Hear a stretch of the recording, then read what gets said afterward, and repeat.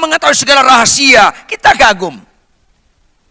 Ada orang ketemu Anda, terus dia tahu nama istri Anda, nama anak-anak Anda, tahu tanggal lahir Anda. Halo.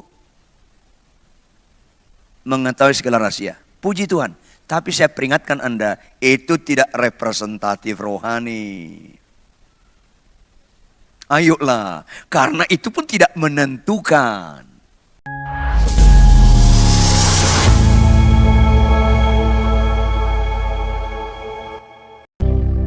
Tidak habis-habisnya kami kagum dan kagum kepada Engkau Tuhan.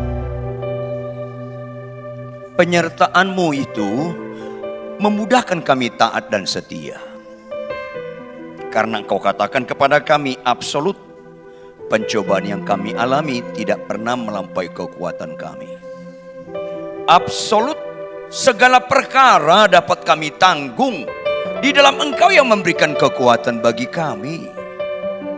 Jika Allah di pihak kami, siapakah lawan kami? Oleh karena itu Tuhan, kasihanilah kami. Acap kali kami percaya kepada Engkau tidak menurut Engkau. Kami acap kali percaya kepada Engkau menurut kami. Roh Kudus, Roh penolong. Roh Kudus, Roh kebenaran. Tuntunlah kami menurut kebenaran-Mu. Untuk itu kami mau mendengarkan firman Tuhan. Lembutkan hati kami. Jangan ada bagian dalam diri kami mengadakan perlawanan.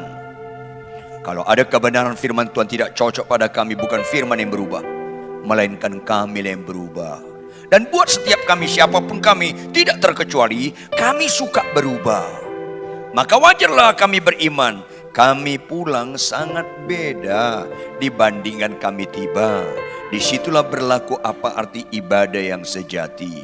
Berbicaralah Tuhan, kami sungguh memohon semua ini dalam satu nama, Yesus Kristus, Tuhan Juru Selamat pada bus, yang Allah Tuhan dan Raja kami. Haleluya. Semua yang percaya sama-sama katakan amin. Tepuk tangan yang keras. Amin, amin. Silakan duduk. Shalom. Shalom. Saya tidak bosan-bosan beritahu kepada Bapak Ibu jemaat sekalian, saya membutuhkan konsentrasi Anda sedikit ekstra untuk mendengarkan kebenaran firman hari ini. Sedikit ekstra daripada biasanya, yaitu konsentrasi penuh. Yang sepakat katakan amin. Yuk kita sama-sama baca 1 Korintus 13 ayat 13. 1 Korintus 13 ayat 13. Cermati ayat ini, kelihatannya sederhana, tetapi ini menentukan. Seringkali kita mengejar yang tidak menentukan. Karena kita nggak mau berubah melalui pembaruan budi kita. Yuk sama-sama baca 1 Korintus 13 ayat 13. 1, 2, ya. Demikianlah. Yaitu. Dan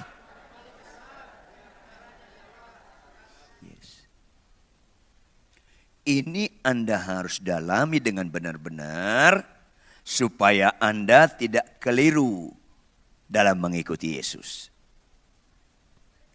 Bapak, Ibu, Saudara kekasih, dasar pertama kita percaya adalah iman. Iman itu percaya walaupun tidak melihat. Tujuan utama kita kasih. Orang seringkali nggak mengerti arti tujuan utama kenapa Tuhan tebus kita. Akhirnya ada orang mengejar yang tidak menentukan. Yang menentukan dikorbankan. Yuk kita buka 1 Korintus 13. Kita mulai aja dari ayat 2. 1 Korintus 13 ayat 2. Sama-sama kita baca Bapak Ibu. 1 Korintus 13 ayat 2. 1, 2, ya. Sekalipun aku mempunyai karunia untuk bernubuat. Dan aku mengetahui segala rahasia. Dan memiliki seluruh pengetahuan. Dan sekalipun aku memiliki iman yang sempurna untuk memindahkan gunung.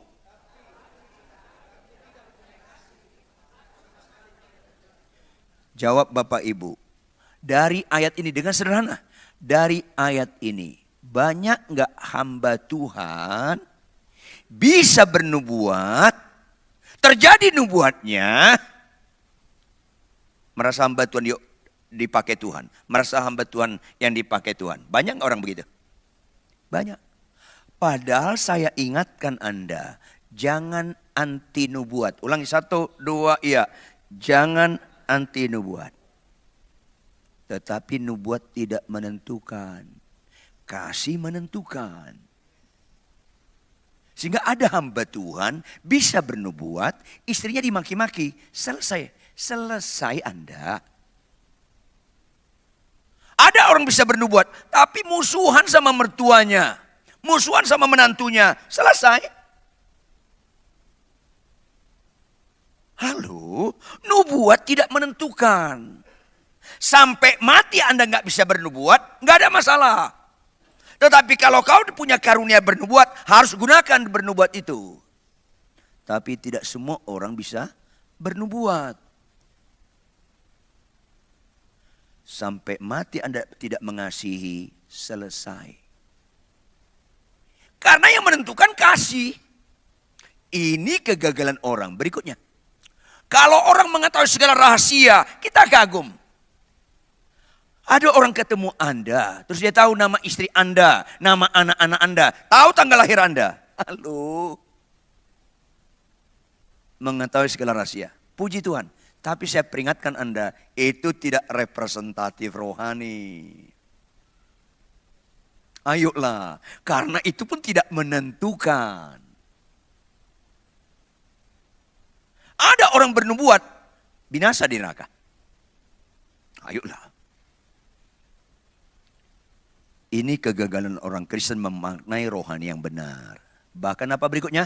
Sekalipun aku memiliki iman yang sempurna.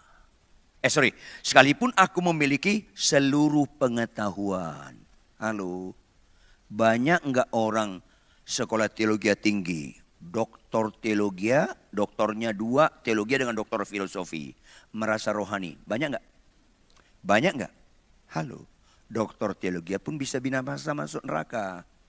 Kalau enggak percaya Anda, matilah nanti malam, intiplah. Ada. Jangan anti sekolah teologi. Saya sekolah teologi tinggi-tinggi. 30 tahun lebih saya dosen teologi. Tapi itu tidak menentukan. Maka nama saya Pendeta Ridwan Huta Barat. Gelar mana pernah saya cantumkan dari dulu. Apakah menambah nilai rohani saya kalau saya tulis Dr. Ridwan Huta Barat? Enggak. Enggak. Karena orang membuat dia bernilai karena gelar-gelar. Dengan pengorbanan Yesus menyelamatkan saya, itu sudah membuat saya bernilai. Halo, ada nggak orang merasa bernilai kalau mobilnya lebih mahal daripada mobil saudara-saudaranya? Ada nggak? Ada nggak? Kayaknya ada orangnya di sini lagi ngeliat saya dia. Ya repot lah. Menghina Tuhan Anda kalau mobil benda mati menambah nilai Anda.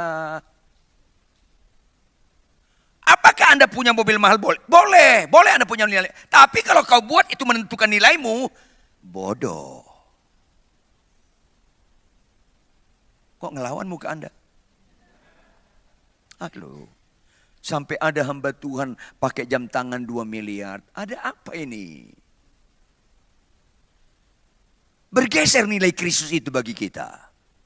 Apalagi terjemahan Mazmur 23 ayat 1 diterjemahkan salah dalam bahasa Indonesia. Tahu Anda Mazmur 23 ayat 1? Tuhan Allah gembalaku. Lanjut. Bukan itu bahasa aslinya. Karena Tuhan lagi takkan kekurangan aku. Yang gak punya mobil dapat mobil. Yang gak punya rumah dapat. Kenapa ke situ? Tuhan Allah gembalaku. Tahu gak bahasa aslinya berikutnya? Aku gak perlu apa-apa lagi. Karena Tuhan sudah membuat aku terpesona. Yang lain gak tertarik lagi saya. Ayolah. Jangan hina Tuhan. Sehingga kita berkata apa? Siapa gerangan yang ada padaku di surga? Selain engkau Tuhan. Tidak ada yang kuingini di bumi. Keren banget itu. Itu puncak mujizat. Itu yang saya bilang, ada hamba Tuhan yang pernah saya bina ketika di SMA. Jadi pendeta terkenal, gerejanya cukup besar. Saya khotbah. Belum ibadah, dia bilang, dia panggil saya bang. Bang. Lihat dong jam tangan saya. Ya kenapa? Tahu nggak bang, berapa harganya? Nggak tahu saya. Tebak dong, saya nggak pernah jual beli jam, nggak tahu saya. Dia sebut 2 miliar. Aduh sedih sekali. Langsung saya, karena dia yang pernah saya bina, langsung saya keras, saya bilang, sekali-sekali bodoh boleh. Tapi jangan terlalu sempurna bodoh Anda.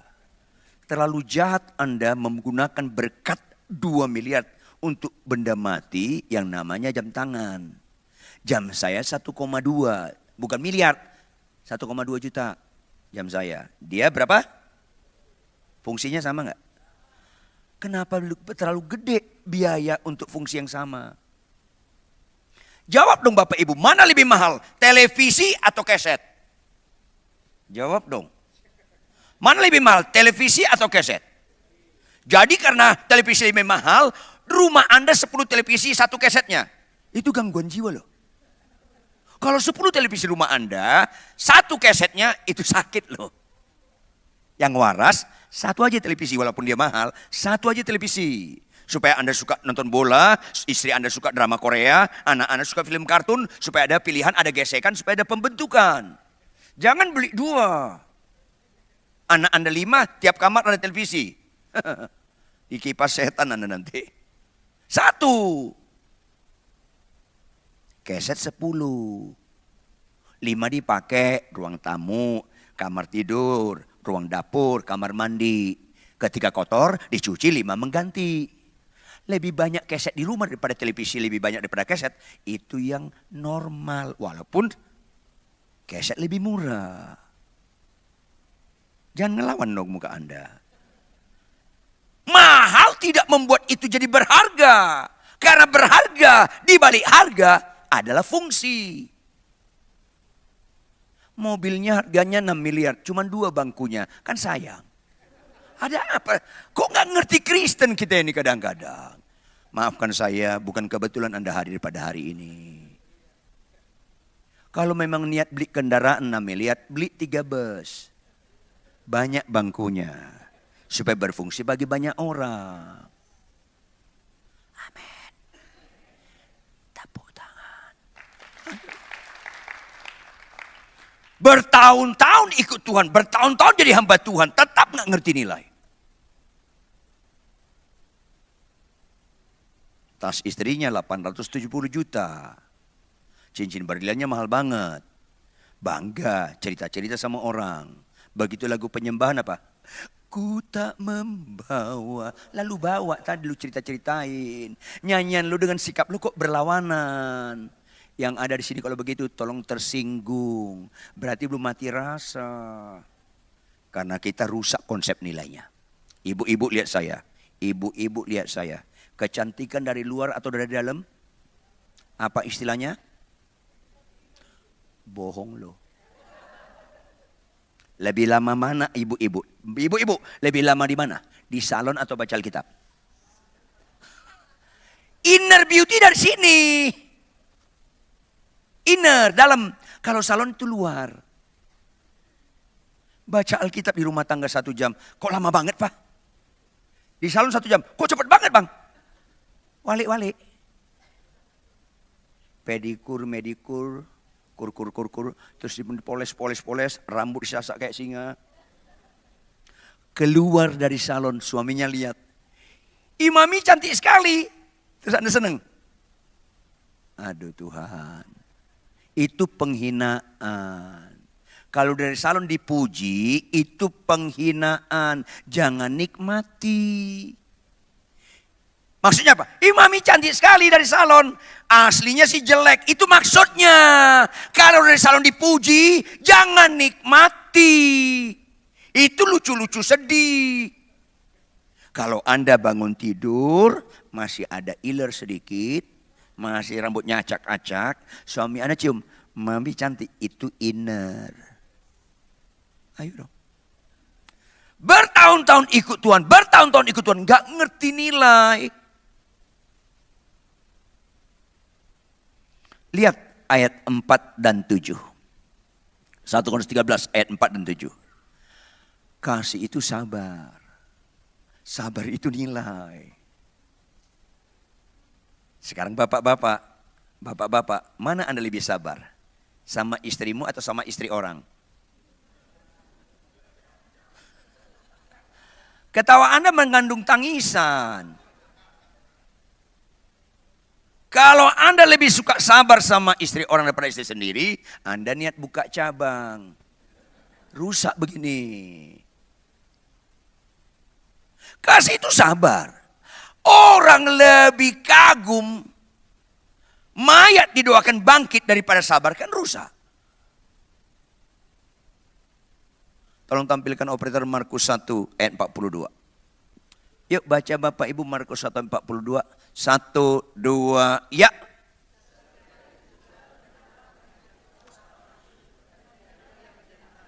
Tangkap Bapak Ibu jemaat. Dua pendeta baca ini, duanya gagal fokus.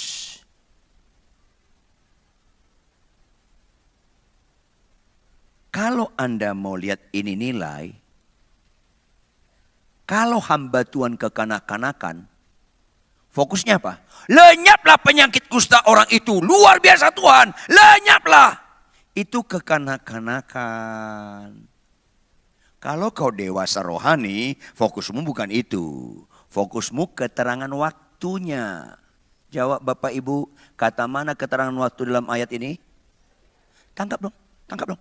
Tuhan perlu tahunan atau seketika membuat Lazarus bangkit. Tuhan perlu tahunan atau seketika membuat laut terbelah. Tahu nggak artinya? Hai umatku, ini mujizat gampang. Nggak perlu panjang-panjang. Seketika, gampang sekali.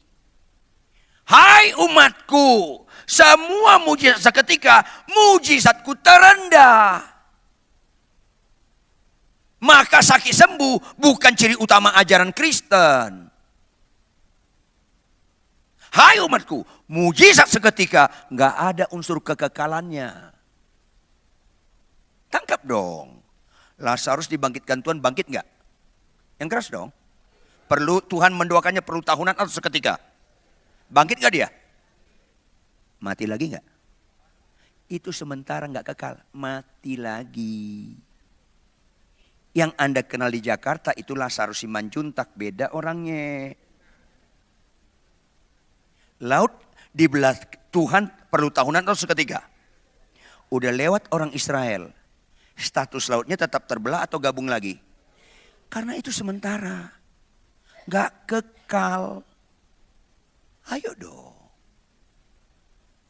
Gak kekal. Kenapa Anda kagum? Mayat bangkit daripada orang sabar. Jawab. Untuk jadi sabar itu proses seketika atau tahunan? Tumben jujur loh. Sulit sekali membuat orang sabar. Gampang sekali membuat mayat bangkit. Keterangan waktunya seketika. Binasalah Anda kalau Anda kagum lumpuh berjalan buta cilik, mayat bangkit daripada sabar. Ayolah. Kalau saya khotbah bagus, saya mendoakan orang sakit sembuh, saya nggak sabar sama istri saya. Nol. Jangan pura-pura nggak dengar. Nol. Sekarang bapak-bapak, mana bapak-bapak lebih menikmati? Teguran istri atau pujian istri orang? Kan makin menyedihkan kan? Makanya bersyukurlah Anda sebelum meninggal dengar khotbah seperti ini. Supaya kalau tahun depan meninggal agak beres hidup kita ini. Sama juga kalau ibu-ibu. Mana ibu-ibu lebih menikmati? Teguran suami atau pujian suami orang? Kan kebanyakan orang Kristen halusinasi.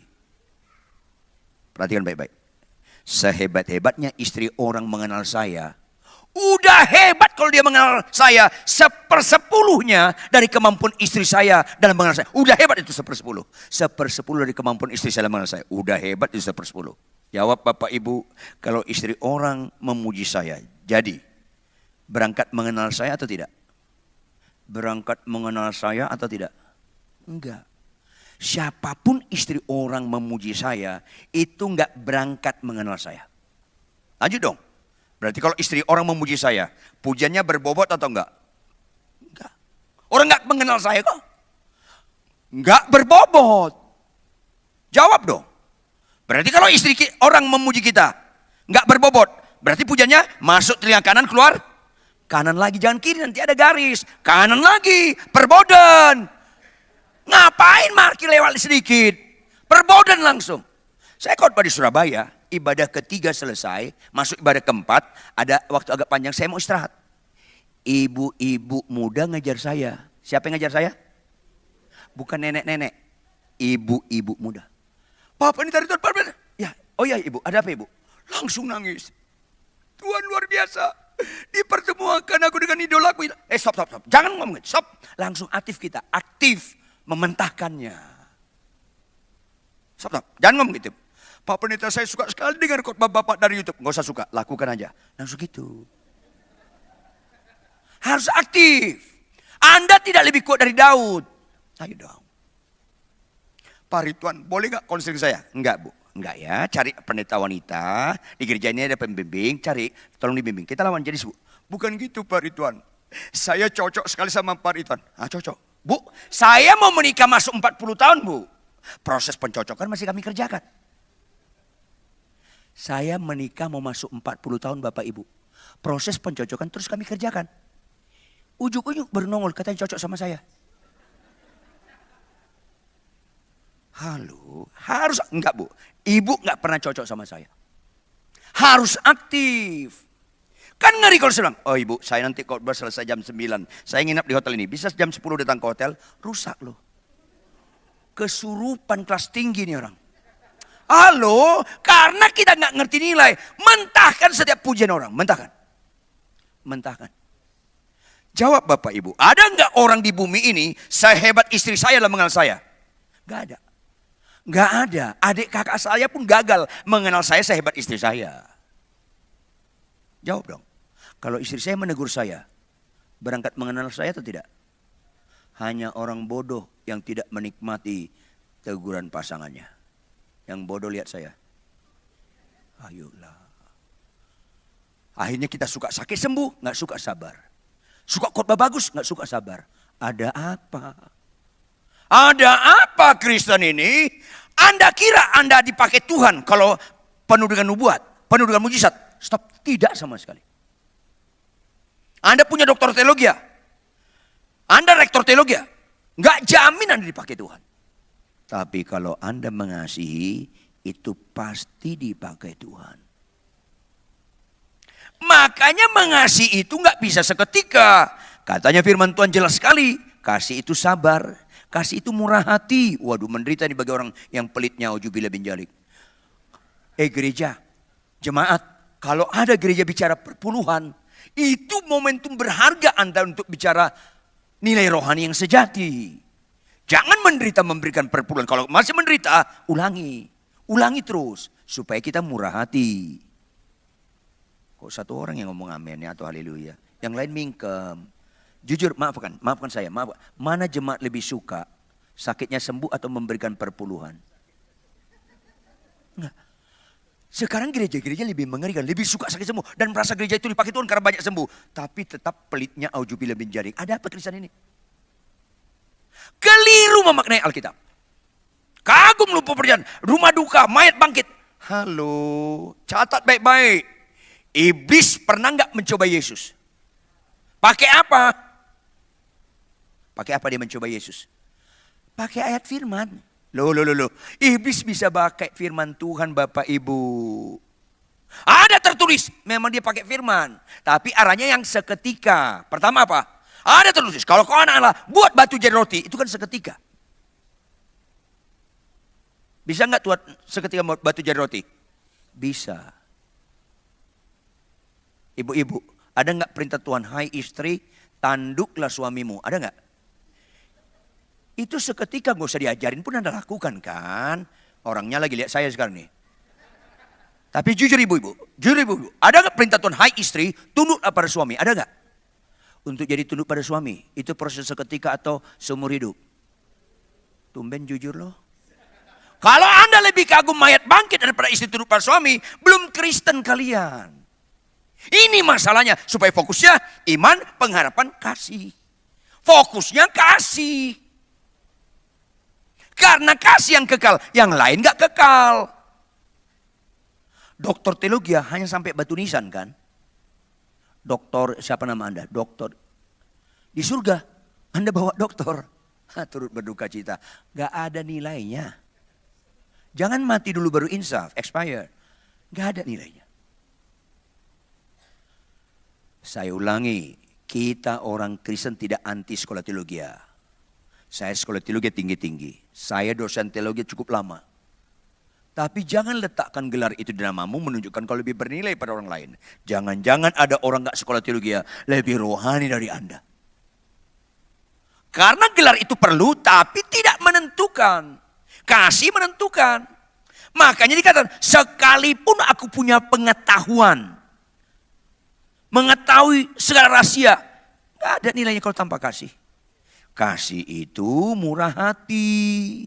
Dia tidak cemburu, dia tidak memegahkan diri dan tidak sombong. Ia tidak melakukan yang tidak sopan dan tidak mencari keuntungan diri sendiri. Ia tidak pemarah dan tidak menyimpan kesalahan orang lain. Kok ada hamba Tuhan pemarah? Ini firman. Lihat ayat 8, sama-sama baca ayat 8. Ayat 8, sama-sama baca ayat 8. 1, 2, ya.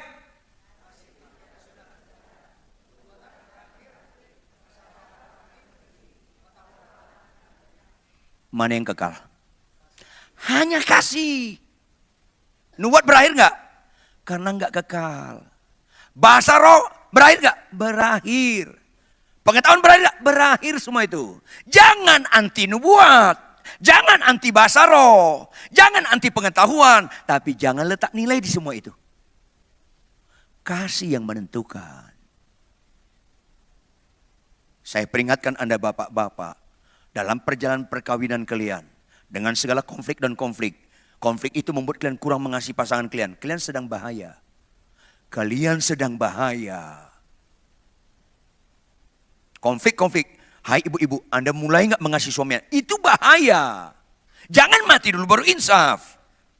Bahaya. Maafkan saya. Halo, maaf. Kanker gak bahaya. Saya ulangi, kanker gak bahaya.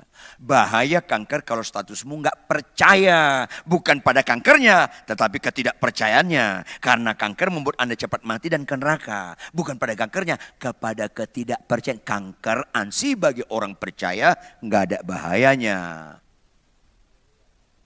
Gak ada amin yang lain. Yang lain cuman mingkem. Mulai berpikir kenapa diundang pendeta begini ya. Ya tinggal bilang, Pak, Yosi jangan lagi undang lagi. Pendeta Ridwan Huta Barat yang tingginya 2 meter kurang banyak itu jangan. Udah selesai.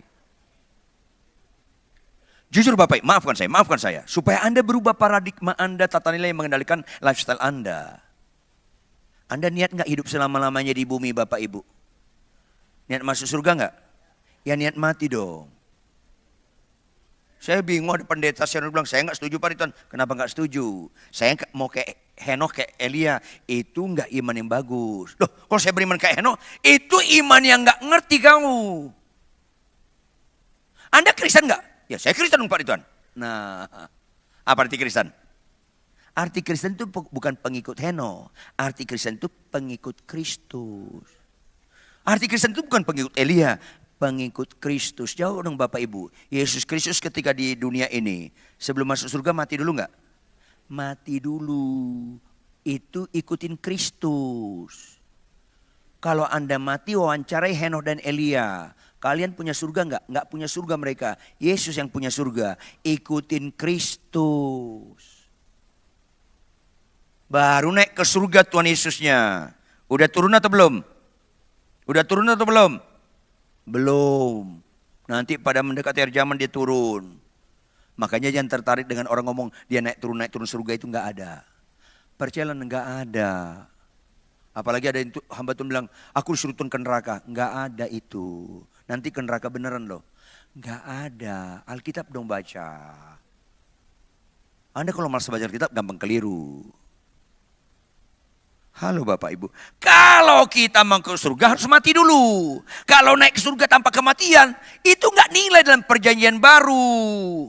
Makanya di antara murid Yesus, 11 murid Yesus tanpa Yudas Iskariot, ada enggak di antara mereka naik ke surga tanpa kematian? Enggak ada, mati semua.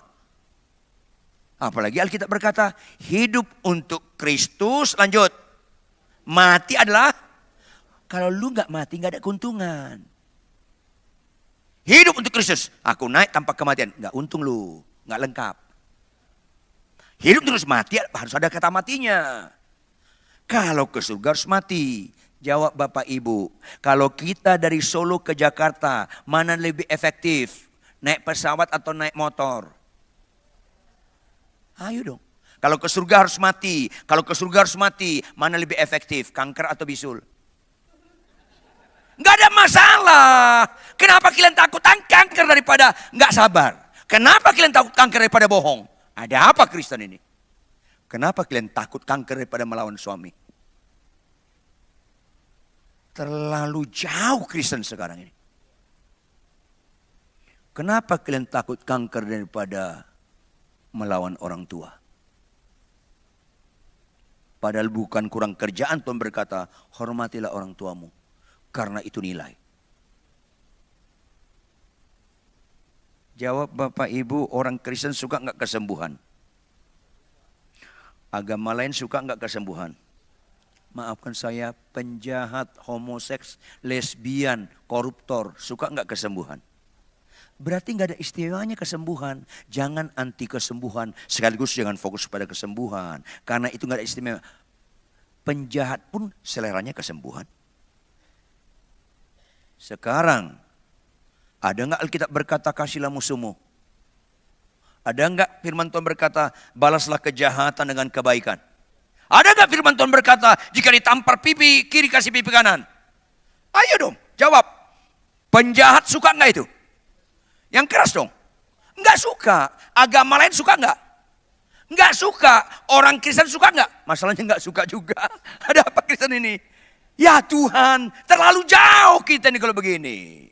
Kalau sabar sama kalian belum nilai, kalian nggak kenal Kristus. Kalau kalian kagum lumpuh berjalan daripada sabar, kalian nggak kenal Kristus. Ini masalahnya. Makanya ketika kita beriman, apa arti beriman? Bukan sekedar percaya. 10 orang sakit kusta, semuanya percaya Yesus sanggup menyembuhkan mereka. Jawab, berapa yang sembuh? Semua. Berapa yang mempercayakan dirinya kepada Yesus? Iman itu artinya mempercayakan diri. Kenapa Anda punya prinsip capek tidak capek, ngantuk tidak ngantuk, sehat kurang sehat, konflik tidak konflik dalam rumah tangga, tetap aku bangun pagi baca Alkitab? Karena Anda beriman. Karena Anda mempercayakan diri. Kenapa kita baca Alkitab tiap hari? Karena kita mempercayakan diri.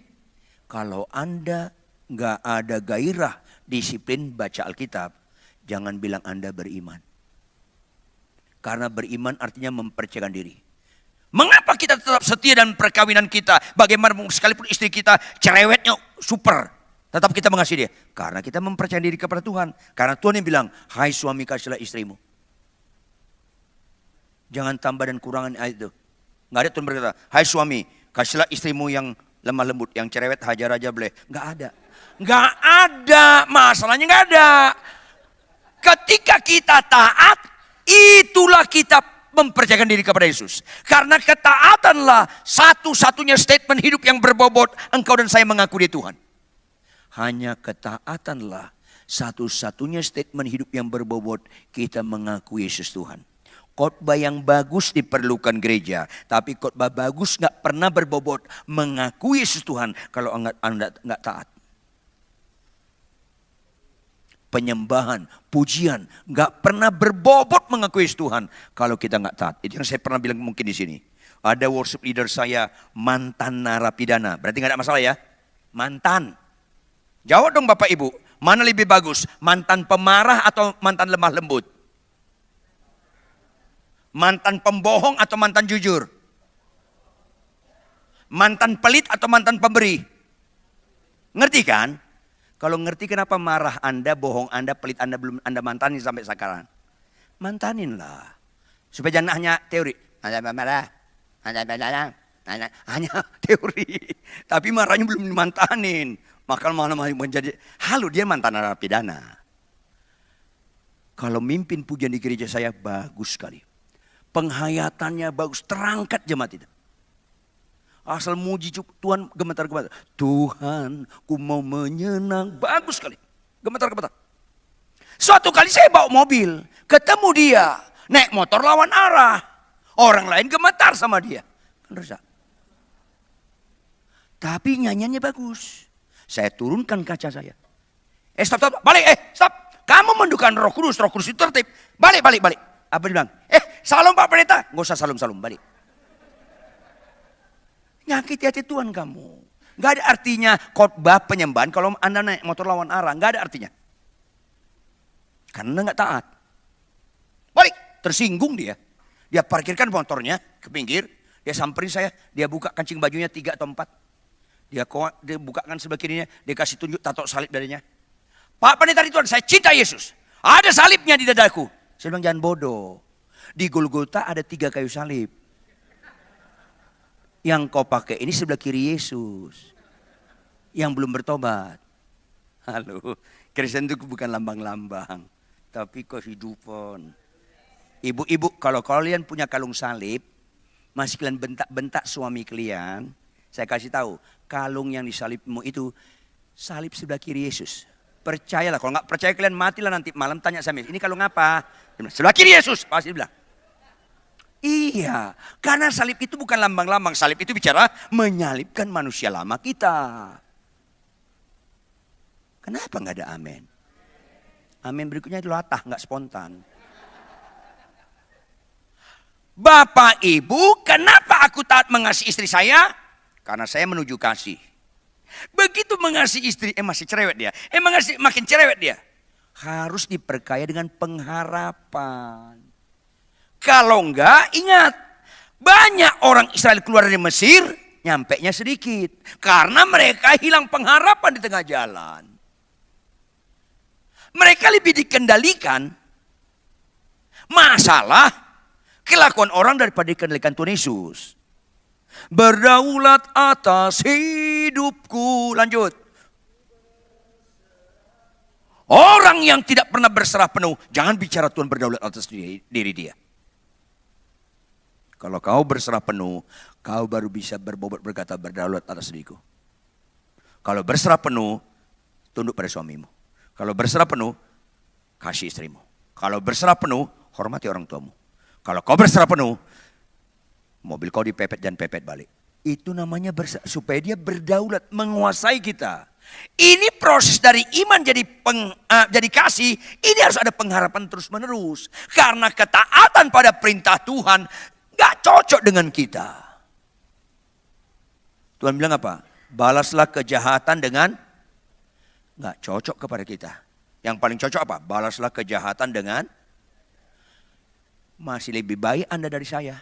Kalau saya cocok apa? Balaslah kejahatan dengan lebih jahat lagi. Itu cocok sekali sama saya. Maaf. Kalau dulu orang monyet lo, monyet buduk lo harus tambah dia. Harus tambah dia. Monyet buduk lo. Maaf lo. Jalan-jalan pakai ambulan dia pasti. Balaslah kejahatan dengan kejahatan. Gak puas saya. Jujur. Balaslah kejahatan dengan diam. Menderita sekali saya. Balaslah kejahatan dengan kebaikan. Hidupku bukan aku lagi. Melainkan Kristus dalamku. Itu harus dikendalikan kasih. Kita buka Roma 5 ayat 1 sampai 5. Kita baca dengan cermat, saya usahakan secepatnya. Roma pasal 5 ayat 1 sampai 5. Cermati Bapak Ibu. Sebab itu kita yang dibenarkan karena iman, startnya harus iman. Kita yang dibenarkan karena iman, kita hidup dalam damai sejahtera dengan Allah oleh karena Tuhan kita Yesus Kristus. Harus punya hubungan yang baik dengan Tuhan, intim dengan Tuhan. Apakah semudah itu? Si ego, maunya apa? Hidupku tetap aku lagi. Mau apa kau Tuhan? Kan itu banyak kejadian sesungguhnya yang tanpa kau sadari. Hidupku bukan aku lagi. Itu kan perlu sangkal diri dan pikul salib.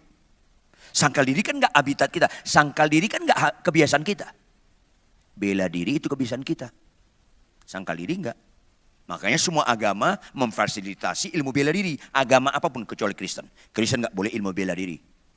Mana ada ilmu bela diri? Ditampar pipi kiri. Tampar lagi kanan dong. Mana ada ilmu bela begitu? Ilmu bela diri ditampar pipi kiri, kasih tangan kiri nangkis. Masukkan tangan kanan. Kan gitu bela diri. Dan pura-pura nggak nyambung lah, capek saya khotbah. Sangkal diri Kristen. Makanya bapak-bapak, kalau istri kita marah-marah, bapak-bapak jangan buka mulut.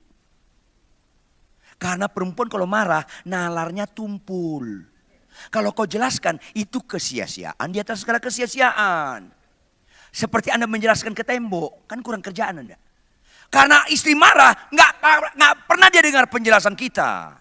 Sama sekali nggak pernah. Karena kematangan otaknya well done. Nggak masuk tuh.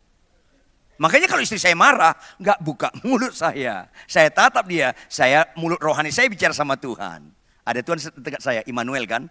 Saya ngomong sama Tuhan, Tuhan energik banget istriku, sehat dia Tuhan. Itu saya bilang sama Tuhan. Itu rohani, bukan di khotbah orang rohani. Marah lagi. Saya bilang sama Tuhan, Tuhan cocok banget aku sama nih orang. Kau kirimkan dia dosen Harvard untuk saya. Supaya proses gelar sarjananya teruji gak abal-abal. Ayolah. Marah lagi. Saya bilang sama Tuhan, Tuhan istriku ini satu-satunya di dunia. Gak ada duanya orang ini Tuhan. Ini manusia langka ini Tuhan. Tolong lestarikan Tuhan. Tahu Anda? Jujur, kalau Anda tahan jangan buka mulut Anda. Dia yang kalah. Karena marah itu capek. Makanya ada pepatah, siapa lekas marah, lekas tua. Itu bahasa lalu yang dihaluskan. Sebenarnya lekas mati. Karena paru-paru Anda kerja keras. Pernapasan orang lagi marah, nggak beraturan. Jantung capek. Minimal lumpuh pencernaan Anda. Semua orang marah-marah, lumpuh pencernaan dia. Anda praktekkan. Kesukaan istri Anda apa? Gado-gado. Lagi marah-marah kasih gado-gado. Dilempar loh. Kalau ada lagi marah, kasih kesukaan, dia rakus, itu kerasukan. Itu gak normal. Lumpuh. Tantangin aja, kalah dia. Pak, kok marah-marah, papa senyum-senyum aja. Saya ajak dia bercanda. Mah, tinggi saya 2 meter kurang banyak. Tapi daya nikmat saya di atas rata-rata. So sweet. Ayolah. Itu tidak semudah dikhotbahkan. Makanya lihat ayat 5. Ayat 2, oleh dia kita juga beroleh jalan masuk oleh iman kepada kasih karunia ini. Oleh iman, starting point iman. Di dalam kasih karunia ini kita berdiri dan kita bermegah dalam pengharapan akan menerima apa? Apa kemuliaan Allah? Kasih. Allah adalah kasih. Allah yang adalah kasih menciptakan kita segambar dengan dia. Maka kita makhluk kasih. Kasih itu kekal. Tapi Tuhan bilang, kalau kau makan buah itu kau mati. Artinya apa? Kalau kau nggak taat, kau mati.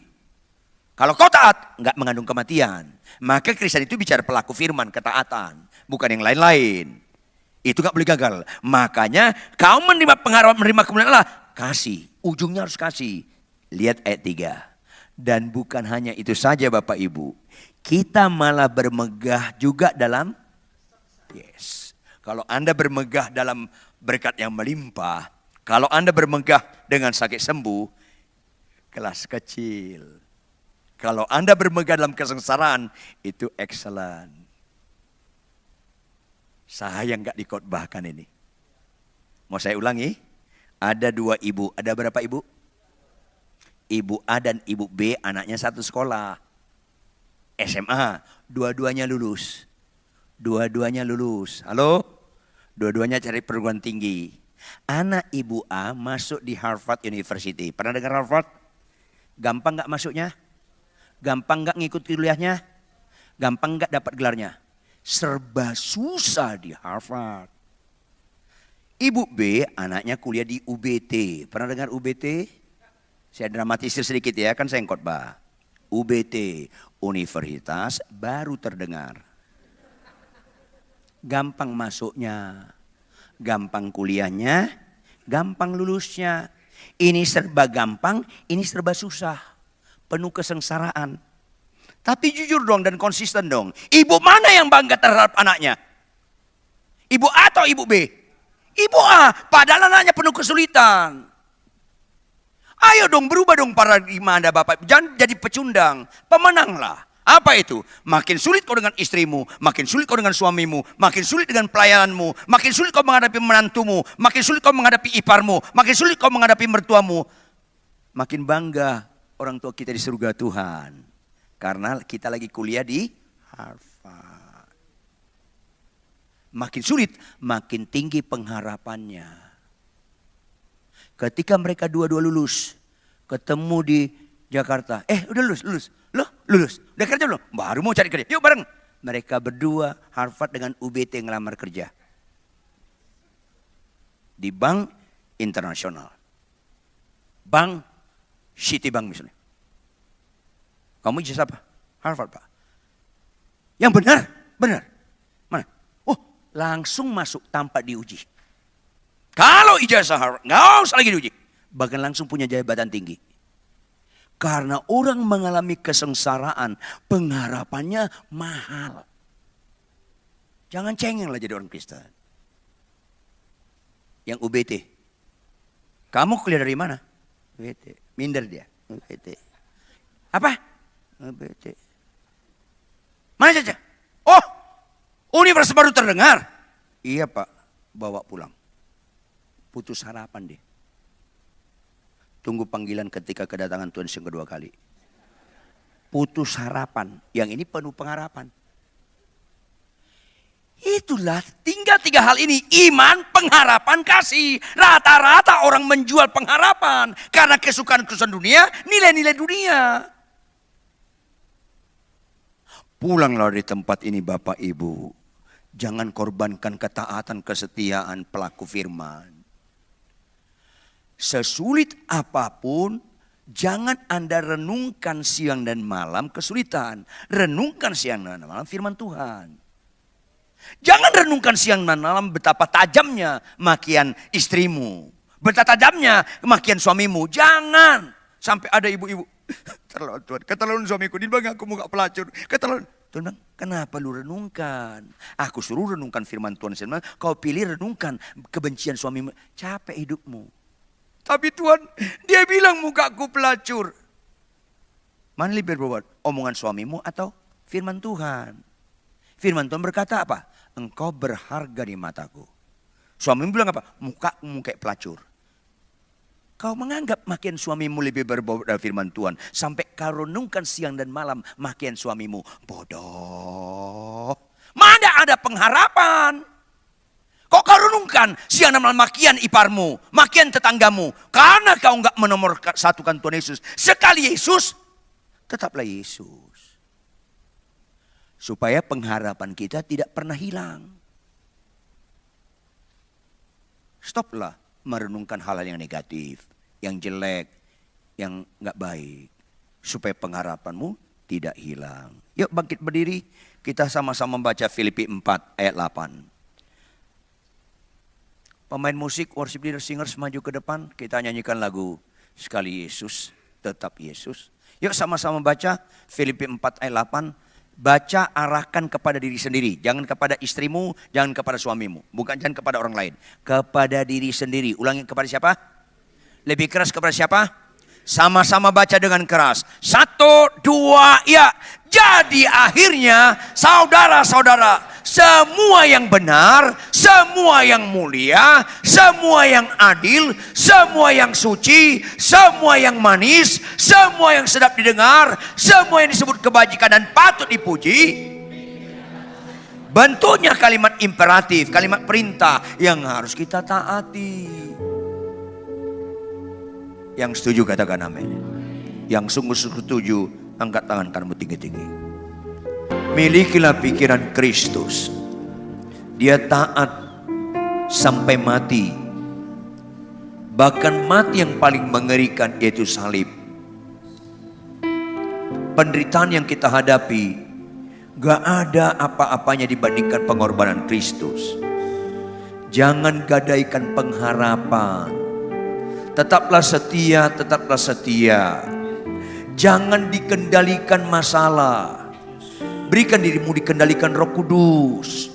Jangan masalah berdaulat atas pikiran, perasaan dan kehendakmu. Kristuslah berdaulat atas pikiran, perasaan dan kehendakmu. Pengharapanmu tak pernah hilang. Bahkan apa yang gak pernah kau lihat dengan mata, gak pernah kau dengar dengan telinga, Bahkan gak pernah dalam hatimu. Tuhan sediakan bagi mereka yang mengasihi Dia. Siapa yang mengasihi Dia? Tuhan berkata, jikalau engkau mengasihi aku, engkau menuruti segala perintahku.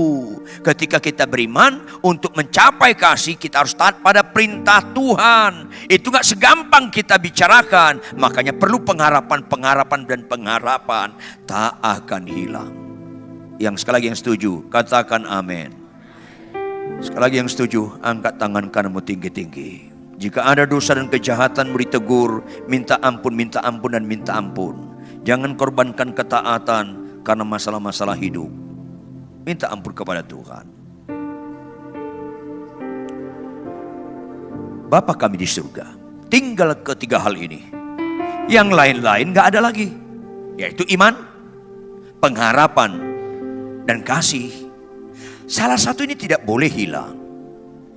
Tapi acap kali dalam perjalanan kami beriman kepada Engkau, kami gagal fokus, kami marah, kami dendam, kami sakit hati, kami tidak mengampuni. Pengharapan kami akan hilang. Karena tidak mengampuni itu mengerikan. Jikalau engkau tidak mengampuni kesalahan orang lain, Allahmu absolut tidak pernah mengampuni engkau. Oleh karena itu Tuhan, ampuni dosa dan kejahatan kami Tuhan. Kalau kami selama ini gagal fokus, bukan sekali Yesus, selamanya Yesus. Acap kali kami mulai rohani kami dengan roh, tapi di tengah perjalanan kami lanjutkan dengan daging. Banyak yang terpanggil, sedikit yang terpilih. Tolonglah kasihani kami Tuhan. Biar setiap jemaat-Mu tidak ada yang menggenapi yang banyak, melainkan menggenapi yang sedikit, setia sampai garis akhir, finishing well. Sekali Yesus, selamanya Yesus. Pengharapan kami tidak pernah hilang. Karena sesungguhnya kalau sentris kami Kristus, pencobaan apapun yang kami alami absolut gak pernah melampaui kekuatan kami. Bahkan sebaliknya, segala perkara dapat kami tanggung dalam Engkau yang memberikan kekuatan bagi kami. Terjemahkan lebih lanjut kebenaran firman ini dengan segala kekayaan maknanya. Lebih daripada hamba-Mu yang sangat sederhana ini. Dalam menguraikannya, materaikan dalam roh hati kami masing-masing ya Tuhan. Roh Kudus, Roh penolong, Roh Kudus, Roh kebenaran. Follow up setiap kami. Sehingga kami menghidupkan kebenaran ini tanpa menyerah. Pengharapan kami tidak pernah hilang. Sekali Yesus, selamanya Yesus.